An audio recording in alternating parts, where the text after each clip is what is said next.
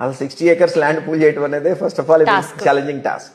అది అయిపోయినప్పుడు నా బ్రాండ్ నేను క్రియేట్ చేసుకోవాలి అని అంటే కనుక నేను ఎగ్జిక్యూషన్లో అదంతా కంప్లీట్ చేసి చూపించాలి. ఆ టాస్క్ మీద కూర్చున్నప్పుడు ఏమవుతుందంటే నాది కొంచెం చెప్పాను కదా, నేను ఎన్ఆర్ఐని అండ్ కొద్దిగా వరల్డ్ చూసి వచ్చినాను కాబట్టి మిగిలిన వాళ్ళలాగా నేను వర్క్స్లో కాంప్రమైజ్ కాలేదు. నాకు ప్రాపర్గా ఇంజనీర్ డెవలప్మెంట్ ఉండాలి.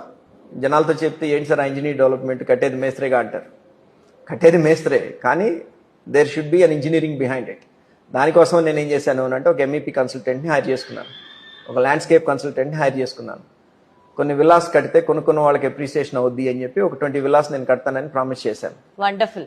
Today I have a demand close to about 100 villas. 100 villas మీరు ఈ విధంగా కడితేనంటే కనుక చాలా మంది ఇప్పుడు phase 2లో చాలా మంది రెడీగా ఉన్నారు విల్లాస్ కొనుక్కోవడానికి. అదొకటి. Next structural engineer. ఈ నలుగురితో ఒక టీం ఫామ్ చేసుకున్నాను నేను. ఆ టీం ఏం చేస్తుంది అని అంటే కనుక నాకు ఇంజనీరింగ్ డ్రాయింగ్స్ అని ఇస్తారు. వర్షం పడింది, నీళ్ళు ఎక్కడికి పోవాలా, డ్రైనేజ్లో ఎట్లా ఉండాలా, అందరూ చేస్తారు. కానీ I wanted to go next mile to make sure నా బ్రాండ్ అనేది ప్రాజెక్ట్ ఎస్టాబ్లిష్ అయిపోవాలా. Beat the immunities, beat the development.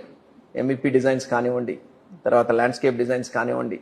అంటే ఖర్చు కస్టమర్ పెట్టేది లోకల్ ఖర్చే, కానీ వాళ్ళకి వచ్చే ఇమ్యూనిటీస్ మాత్రం డెఫినెట్గా హైదరాబాద్ స్టాండర్డ్లో ఉంటాయి, if not the international standards. అట్లాంటి ఇమ్యూనిటీస్ని నేను పట్టుకొద్దామని ప్లాన్ చేశాను ఈ ప్రాజెక్ట్లోకి. అదే నాకు సేల్స్ పిచ్ అయింది.